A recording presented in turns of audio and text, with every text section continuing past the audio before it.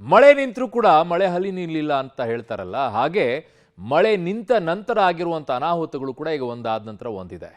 ಆದರೆ ಇನ್ನೊಂದಿಷ್ಟು ಕಡೆಗಳಲ್ಲಿ ಹೆಚ್ಚಿನ ರೀತಿಯಾದಂಥ ಮಳೆ ಆಗುತ್ತೆ ಅಂತಿದ್ದಾರೆ. ಏನಾಗಿದೆ ಪರಿಸ್ಥಿತಿ ಮಳೆಯಿಂದಾಗಿ ನೋಡಿ. ಮಂಗಳೂರಿನಲ್ಲಿ ಕಡಿಮೆಯಾಗಿರೋ ಮಳೆ ಆರ್ಭಟ, ಕಡಲ ತೀರದಲ್ಲಿ ಬೃಹತ್ ಗಾತ್ರದ ಅಲೆಗಳ ಅಬ್ಬರ.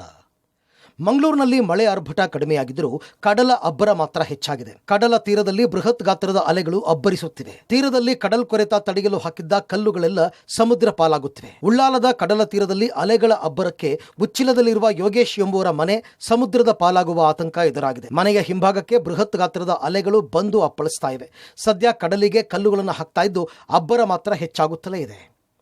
ಮಂಗಳೂರಿನ ಉಳ್ಳಾಲದ ಉಚ್ಚಿಲ ಸಮೀಪದಲ್ಲಿ ನಾವಿರುವಂತದ್ದು. ಇಲ್ಲಿ ಕಡಲ ಕೊರೆತ ತಡೀಲಿಕ್ಕೆ ಬೇಕಾದಂತ ಕಲ್ಲುಗಳನ್ನ ಇಲ್ಲಿ ಹಾಕಲಾಗಿದೆ. ಆದ್ರೆ ಸಮುದ್ರದ ಅಬ್ಬರ ಹೆಚ್ಚಾಗಿರೋದ್ರಿಂದ ಈ ಕಲ್ಲುಗಳೆಲ್ಲ ಸಮುದ್ರ ಪಾಲಾಗ್ತಾ ಇದೆ. ಹೀಗಾಗಿ ಕಡಲ ತೀರದಲ್ಲಿರುವಂತಹ ನಿವಾಸಿಗಳಿಗೆ ಈಗ ಆತಂಕ ಶುರುವಾಗಿರುವಂತದ್ದು. ದೊಡ್ಡ ಪ್ರಮಾಣದಲ್ಲೇ ಈಗ ಕಡಲ್ ಕೊರೆತ ಆಗ್ತಾ ಇರುವಂತಹ ಹಿನ್ನೆಲೆಯಲ್ಲಿ ಇಲ್ಲಿ ಉಚ್ಚಿಲದಲ್ಲಿರುವಂತಹ ಯೋಗೀಶ್ ಎಂಬವರಿಗೆ ಸೇರಿದ ಮನೆ ಈಗ ಆತಂಕದಲ್ಲಿದೆ. ಯಾವಾಗ ಇದು ಸಮುದ್ರದ ಪಾಲಾಗುತ್ತೆ ಅನ್ನುವಂತ ಭೀತಿ ಎದುರಾಗಿದೆ. ಹಾಗಾಗಿ ನೀವು ಗಮನಿಸಬಹುದು, ಕಳೆದ ವರ್ಷ ಒಂದು ಮನೆ ಸಂಪೂರ್ಣವಾಗಿ ಕಡಲ್ನ ಪಾಲಾಗಿತ್ತು. ಆ ಬಳಿಕ ಕಲ್ಲನ್ನು ಹಾಕಲಾಗಿತ್ತು. ಈ ಮನೆಯನ್ನ ಉಳಿಸುವಂತ ಪ್ರಯತ್ನ ಆಗಿದೆ. ಆದರೆ ಈ ಮನೆ ಹತ್ರಕ್ಕೂ ಈಗ ಕಡಲ್ನ ಅಬ್ಬರ, ಅಲೆಗಳ ಅಬ್ಬರ ಇರುವಂಥದ್ದು. ನಿರಂತರವಾಗಿ ಮಳೆ ಸುರಿದಂಥ ಸಂದರ್ಭದಲ್ಲಿ ಈ ರೀತಿಯಾಗಿ ಕಡಲ್ನ ಅಬ್ಬರ ಹೆಚ್ಚಾಗುತ್ತೆ. ಇಲ್ಲಿರುವಂಥ ಮನೆಯವರು ಈಗ ಬಹಳಷ್ಟು ಆತಂಕದಲ್ಲಿದ್ದಾರೆ. ನಾವು ಗಮನಿಸಬಹುದು, ಈ ಮನೆಯ ಹಿಂಭಾಗಕ್ಕೇನೆ ಅಲೆಗಳ ಅಬ್ಬರದ ಹಿನ್ನೆಲೆಯಲ್ಲಿ ಅಲೆಗಳು ಅಪ್ಪಳಿಸ್ತಾ ಇರುವಂಥದ್ದು. ನಿರಂತರ ಮಳೆ ಬರ್ತಾ ಇರುವಂಥ ಹಿನ್ನೆಲೆಯಲ್ಲಿ ಇದರ ಕಡಲ್ನ ಅಬ್ಬರ ಮತ್ತಷ್ಟು ಹೆಚ್ಚಾಗ್ತದೆ. ಈಗ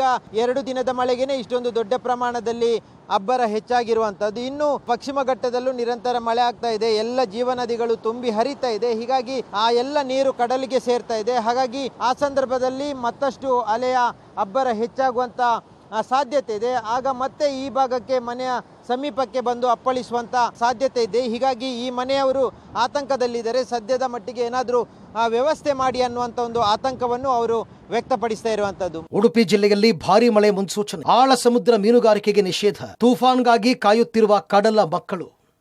ಕೃಷ್ಣನೂರು, ಉಡುಪಿ ಜಿಲ್ಲೆಯಲ್ಲಿ ಭಾರಿ ಮಳೆಯಾಗುವ ಮುನ್ಸೂಚನೆ ನೀಡಲಾಗಿದೆ. ಜೊತೆಗೆ ಆಳ ಸಮುದ್ರದಲ್ಲಿ ಮೀನುಗಾರಿಕೆಗೆ ನಿಷೇಧ ಹೇರಲಾಗಿದೆ. 20 ದಿನ ಕಳೆದರೂ ನಾಡದೋಣಿ ಫಿಶಿಂಗ್ ಆರಂಭವಾಗಿಲ್ಲ. ಇದರಿಂದ ಕಡಲ ಮಕ್ಕಳು ಅರಬ್ಬಿ ಸಮುದ್ರದಲ್ಲಿ ತೂಫಾನ್ಗಾಗಿ ಕಾಯುತ್ತಿದ್ದಾರೆ. ನದಿ, ಸಮುದ್ರ ತೀರದಲ್ಲಿ ಬೋಟುಗಳನ್ನು ಇಟ್ಟು ಬಲೆ, ಟಬ್, ಐಸ್ ಶೇಖರಣೆಯ ಸಿದ್ಧತೆಯನ್ನು ನಡೆಸಿದ್ದಾರೆ. ಡೀಪ್ ಸಿ, ಪರ್ಸಿನ್, ನಾಡದೋಣಿ, ತಮಿಳುನಾಡಿನ ಬೋಟ್ಗಳು ಬಂದರು, ನದಿ, ಹಿನ್ನೀರಿನ ತೀರದಲ್ಲಿ ಲಂಗರು ಹಾಕಿವೆ. ಸದ್ಯ ಅಲ್ಲಿನ ನೈಜ ಸ್ಥಿತಿ ಹೇಗಿದೆ ಅನ್ನೋದರ ಬಗ್ಗೆ ನಮ್ಮ ಪ್ರತಿನಿಧಿ ದೀಪಕ್ ಜೈನ್ ಪ್ರತ್ಯಕ್ಷ ವರದಿ ನೀಡಿದ್ದಾರೆ. ನಾವು ನೋಡಬಹುದು, ನಿರಂತರವಾದ ಕಾರ್ಮೋಡ ಮುಸುಕಿದ ವಾತಾವರಣ ಮತ್ತು ಧಾರಾಕಾರವಾಗಿ ಮಳೆ ಆಗ್ತಾ ಇರುವಂತದ್ದು. ನಾವಿವಾಗ ಇರುವಂತಹ ಪ್ರದೇಶ ಕಲ್ಮಾಡಿ ಅನ್ನುವಂಥದ್ದು. ಕಲ್ಮಾಡಿಯ ಈ ಬಬ್ಬರಿಯ ಪಾದೆಯ ಕೆಳಭಾಗದಲ್ಲಿ ಆಳ ಸಮುದ್ರ ಮತ್ತು ನಾಡದೋಣಿ ಮೀನುಗಾರಿಕೆ ಮತ್ತು ತಮಿಳುನಾಡಿನಿಂದ ಬಂದಂತಹ ಕೆಲ ಬೋಟ್ಗಳು ಇಲ್ಲಿ ಆಶ್ರಯವನ್ನು ಪಡೆದಿರುವಂತದ್ದು. ಈ ಎಲ್ಲಾ ಬೋಟ್ಗಳು ಒಂದು ಡೀಪ್ ಸಿ ಫಿಶಿಂಗ್ಗೆ 3 ತಿಂಗಳು ಯಾವುದೇ ಕೂಡ ಫಿಶಿಂಗ್ ಮಾಡ್ಲಿಕ್ಕಿಲ್ಲ, ಅವರಿಗೆ ನಿರ್ಬಂಧ ಇರುವಂತದ್ದು. ಆದ್ರೆ ನಾಡದೋಣಿ ಮೀನುಗಾರರು ಒಂದು ದೊಡ್ಡ ತೂಫಾನಿಗೋಸ್ಕರ ಕಾಯ್ತಾ ಇದ್ದಾರೆ. ಎಲ್ಲರೂ ಕೂಡ ತೂಫಾನ್ ಅಂದ್ರೆ ಭಯ ಪಡ್ತಾರೆ. ಆದ್ರೆ ಮೀನುಗಾರರಿಗೆ ತೂಫಾನ್ ಆದ್ರೆ ಭರಪೂರ ಮೀನು ಸಮುದ್ರದಲ್ಲಿ ಸಿಗ್ತದೆ ಅನ್ನುವಂಥದ್ದು. ಆ ಹಿನ್ನೆಲೆಯಲ್ಲಿ ಎಲ್ಲಾ ಸಿದ್ಧತೆಗಳನ್ನ ಈಗಾಗಲೇ ನಾಡದೋಣಿಯವರು ಮಾಡಿರುವಂತದ್ದು. ಒಂದು ಪ್ರಮುಖವಾಗಿ ಬಲೆಗಳು, ಅದಕ್ಕೆ ಬೇಕಾದಂತಹ ಮಷಿನರಿಗಳು. ಇಡೀ ವರ್ಷ ನಾಡದೋಣಿಯವರು ಫಿಶಿಂಗ್ ಮಾಡ್ಬೋದು. ಆದರೆ ಜೂನ್, ಜುಲೈ, ಆಗಸ್ಟ್ ತಿಂಗಳಲ್ಲಿ ಅವರಿಗೆ ಒಳ್ಳೆ ಫಿಶಿಂಗ್ ಆಗ್ತದೆ ಅನ್ನುವಂಥದ್ದು. ಯಾಕಂದ್ರೆ ಸಮುದ್ರ ಬಹಳಷ್ಟು ರಫ್ ಆಗಿರೋದ್ರಿಂದ ಸಮುದ್ರದ ಮಧ್ಯಭಾಗದಲ್ಲಿರುವಂತಹ ಮೀನುಗಳು ಅದು ದಡಕ್ಕೆ ಬರ್ತದೆ.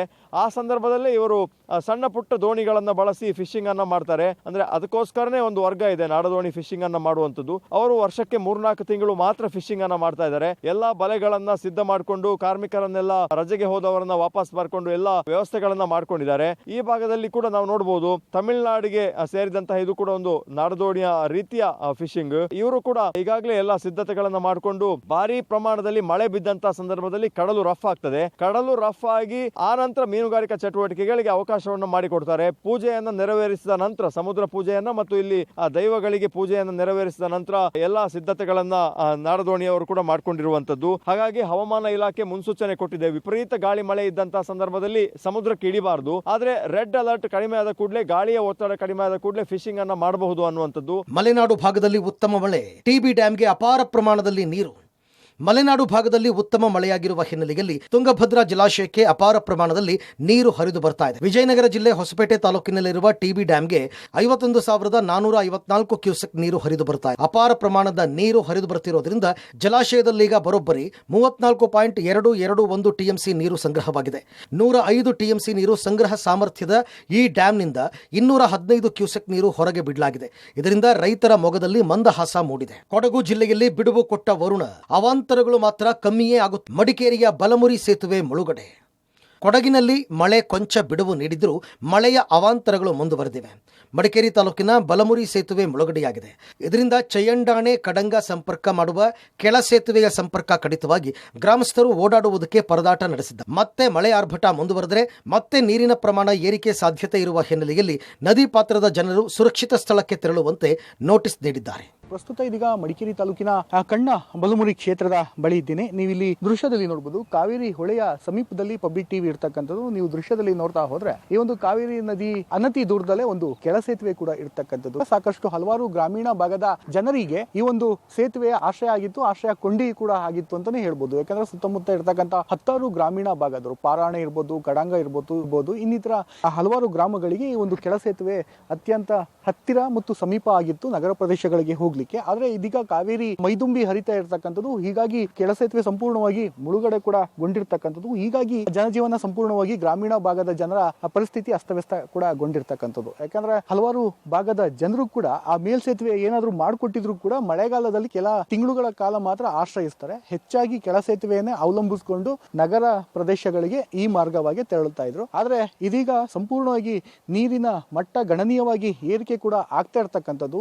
ಹಲವಾರು ಗ್ರಾಮಸ್ಥರು ಕೂಡ ಈಗ ಮನೆಯಲ್ಲೇ ಒಂದು ಲಾಕ್ ಡೌನ್ ಪರಿಸ್ಥಿತಿಯಲ್ಲಿ ಇರುವಂತಹ ಸ್ಥಿತಿಯಲ್ಲೇ ಈಗಲೂ ಕೂಡ ಮನೆಯಲ್ಲಿದ್ದಾರೆ. ಯಾಕಂದ್ರೆ ಕಳೆದ 2-3 ದಿನಗಳಿಂದ ಕಗ್ಗತ್ತಲಲ್ಲಿ ಈ ಭಾಗದ ಜನರು ಕೂಡ ಮುಳುಗಿರ್ತಕ್ಕಂಥದ್ದು. ಮತ್ತೆ ಪ್ರತಿ ವರ್ಷವೂ ಕೂಡ ಮಳೆಗಾಲ ಬಂದಂತಹ ಸಂದರ್ಭದಲ್ಲಿ ಯಾವಾಗಲೂ ಕೂಡ ಈ ಒಂದು ಪರಿಸ್ಥಿತಿ ಇಲ್ಲಿನ ಜನರುಗಳಿಗೆ ನಿರ್ಮಾಣವಾಗುತ್ತೆ. ಆದ್ರೆ ಅವರಿಗೆ ಬೇಕಾದಂತಹ ಅಗತ್ಯ ವಸ್ತುಗಳೇನಿರುತ್ತೆ ಮನೆಗೆ, ಅದೆಲ್ಲವೂ ಕೂಡ ಮೇ ತಿಂಗಳಿನಲ್ಲೇ ಸಂಗ್ರಹಿಸಿ ಕೂಡ ಇಟ್ಕೊಳ್ಳುವಂತಹ ಪರಿಸ್ಥಿತಿ ಈ ಸುತ್ತಮುತ್ತ ಇರತಕ್ಕಂತ ಜನರದಾಗಿರುತ್ತೆ. ಪ್ರವಾಹ ಪರಿಸ್ಥಿತಿ ಕೂಡ ನಿರ್ಮಾಣ ಆಗೋ ಸಾಧ್ಯತೆಗಳು ಕೂಡ ಹೆಚ್ಚಾಗಿರ್ತಕ್ಕಂಥದ್ದು. ಮಹಾರಾಷ್ಟ್ರ ಸೇರಿ ಪಶ್ಚಿಮ ಘಟ್ಟಗಳಲ್ಲಿ ನಿರಂತರ ಮಳೆ. ನಾರಾಯಣಪುರದ ಬಸವಸಾಗರ ಡ್ಯಾಂ ಒಳಹರಿವು ಹೆಚ್ಚಳ. ಮಹಾರಾಷ್ಟ್ರ ಸೇರಿದಂತೆ ಪಶ್ಚಿಮ ಘಟ್ಟಗಳಲ್ಲಿ ನಿರಂತರ ಮಳೆಯಾಗ್ತಿರುವ ಹಿನ್ನೆಲೆಯಲ್ಲಿ ನಾರಾಯಣಪುರದ ಬಸವಸಾಗರ ಡ್ಯಾಂ ಒಳಹರಿವು ಹೆಚ್ಚಾಗಿದೆ. ಯಾದಗಿರಿ ಜಿಲ್ಲೆಯಲ್ಲಿರುವ ಈ ಡ್ಯಾಂನಿಂದ ಕೃಷ್ಣಾ ನದಿಗೆ 75,000 ಕ್ಯೂಸೆಕ್ ನೀರು ಬಿಡುಗಡೆ ಮಾಡಲಾಗಿದೆ. ಡ್ಯಾಂನ 25 ಕ್ರೆಸ್ಟ್ ಗೇಟ್ಗಳನ್ನು ಓಪನ್ ಮಾಡಿ ನೀರು ರಿಲೀಸ್ ಮಾಡಿದ್ದು ನದಿ ಪಾತ್ರದ ಜನರಲ್ಲಿ ಆತಂಕ ಹೆಚ್ಚು ಮಾಡಿದೆ. ಮನೆಗಳು ಜಲಾವೃತವಾಗುವ ಭೀತಿ ಶುರುವಾಗಿದೆ. ಕೆಆರ್ಎಸ್ ಡ್ಯಾಂ ಭರ್ತಿಗೆ 9 ಅಡಿಯಷ್ಟೇ ಬಾಕಿ. ಕಬಿನಿ ಭರ್ತಿಗೆ 4 ಅಡಿಯಷ್ಟೇ ಬೇಕು. ಕಾವೇರಿ ಜಲಾನಯನ ಪ್ರದೇಶದಲ್ಲಿ ಮುಂಗಾರು ಚುರುಕು ಪಡೆದಿರುವ ಹಿನ್ನೆಲೆಯಲ್ಲಿ ಕೆಆರ್ಎಸ್ ಡ್ಯಾಂ ಭರ್ತಿಗೆ ದಾಪುಗಾಲು ಇಡ್ತಾ ಇದೆ.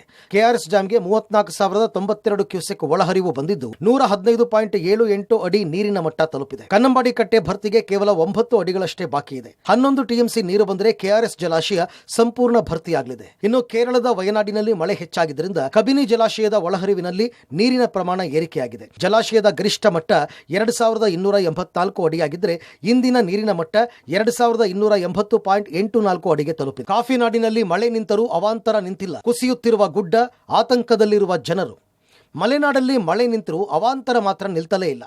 ಮೇಲಿಂದ ಮೇಲೆ ಗುಡ್ಡ ಕುಸಿಯುತ್ತಿರೋದ್ರಿಂದ ಮಲೆನಾಡಿಗರು ಆತಂಕದಲ್ಲಿ ದಿನ ದೊಡ್ತಾ ಇದ್ದಾರೆ. ಶೃಂಗೇರಿ ಕೊಪ್ಪ ಮಾರ್ಗದ ರಾಜ್ಯ ಹೆದ್ದಾರಿಯಲ್ಲೂ ಗುಡ್ಡ ಕುಸಿತವಾಗಿದ್ದು ಅಕ್ಕಪಕ್ಕದ ನಿವಾಸಿಗಳ ಮನೆ ಮೇಲೆ ಗುಡ್ಡ ಜರಿಯುವ ಆತಂಕ ಎದುರಾಗಿದೆ. ಜನವರಿಯಿಂದಲೂ ನಿರಂತರವಾಗಿ ಮಳೆಯಾಗ್ತಿರೋದ್ರಿಂದ ಭೂಮಿಯಲ್ಲಿ ತೇವಾಂಶ ಹೆಚ್ಚಾಗಿ ಗುಡ್ಡ ಜರಿಯುವ ಸಾಧ್ಯತೆ ಇದೆ. ಸದ್ಯ ಕುಸಿಯುತ್ತಿರುವ ಗುಡ್ಡಕ್ಕೆ ಅಧಿಕಾರಿಗಳು ಟಾರ್ಪಲ್ ಹಾಕಿದ್ದಾರೆ. ಕಳೆದ 1 ವಾರದಿಂದಲೂ ಚಿಕ್ಕಮಗಳೂರು ಭಾಗದಲ್ಲಿ ಈ ಅವಾಂತರ ಸರ್ವೇ ಸಾಮಾನ್ಯವಾಗಿ ಬಿಟ್ಟಿದೆ. ಇನ್ನು ಉತ್ತರ ಕನ್ನಡ ಜಿಲ್ಲೆಯ ಕರಾವಳಿಯ ಅರಬ್ಬಿ ಸಮುದ್ರದಲ್ಲಿ ಅಲೆಗಳ ಅಬ್ಬರ ಜೋರಾಗಲಿದೆ ಅಂತ ಹವಾಮಾನ ಇಲಾಖೆ ಎಚ್ಚರಿಕೆ ನೀಡಿದೆ. ಮೀನುಗಾರಿಕೆಗೆ ನಿರ್ಬಂಧ ಹೇರಿದೆ. ಒಟ್ಟಾರೆ ರಾಜ್ಯದಲ್ಲಿ ಮಳೆರಾಯ ಕೊಂಚ ರಿಲೀಫ್ ಕೊಟ್ಟಿದ್ರೂ ಅಲ್ಲಲ್ಲಿ ಅವಾಂತರ ಮಾತ್ರ ನಿಂತಿಲ್ಲ. Bureau report, public TV.